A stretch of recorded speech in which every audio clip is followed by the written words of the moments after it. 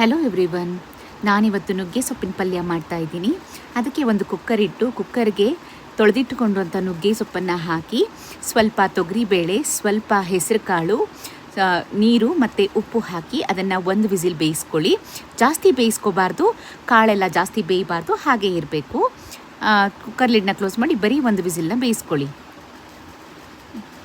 ಈಗ ಅದಕ್ಕೆ ಒಗ್ಗರಣೆ ಮಾಡ್ಕೊಳ್ಳೋಕ್ಕೋಸ್ಕರ ಒಂದು ಬಾಣಲೆ ಇಟ್ಟು ಬಾಣಲೆಗೆ ಸ್ವಲ್ಪ ಎಣ್ಣೆ ಹಾಕಿ, ಎಣ್ಣೆ ಚೆನ್ನಾಗಿ ಕಾದ್ಮೇಲೆ ಸ್ವಲ್ಪ ಸಾಸಿವೆ, ಜಜ್ಜಿಟ್ಕೊಂಡಿರುವಂತಹ ಬೆಳ್ಳುಳ್ಳಿ ಮತ್ತು ಸಣ್ಣದಾಗೆ ಕಟ್ ಮಾಡಿರುವಂತಹ ಈರುಳ್ಳಿ ಹಾಕಿ ಎಲ್ಲ ಹಸಿ ವಾಸನೆ ಹೋಗೋ ತನಕ ಚೆನ್ನಾಗಿ ಫ್ರೈ ಮಾಡ್ಕೊಳ್ಳಿ.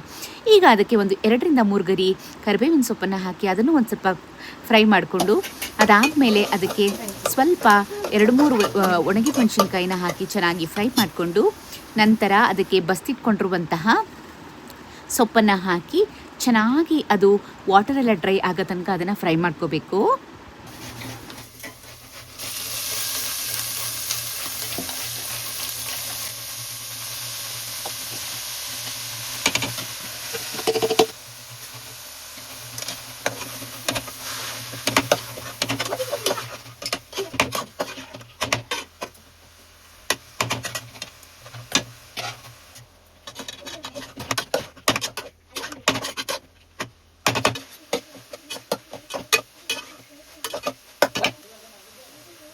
ಈಗ ಅದಕ್ಕೆ ರುಚಿಗೆ ತಕ್ಕಷ್ಟು ಉಪ್ಪು ಮತ್ತು ತುರಿದಿಟ್ಕೊಂಡಿರುವಂತಹ ಕೊಬ್ಬರಿಯನ್ನು ಹಾಕಿ ಚೆನ್ನಾಗಿ ಒಂದು 2 ನಿಮಿಷ ಫ್ರೈ ಮಾಡಿಕೊಂಡ್ರೆ ರುಚಿಯಾದ ಮತ್ತು ಹೆಲ್ದಿಯಾದ ನುಗ್ಗೆ ಸೊಪ್ಪಿನ ಪಲ್ಯ ರೆಡಿ ಆಯಿತು.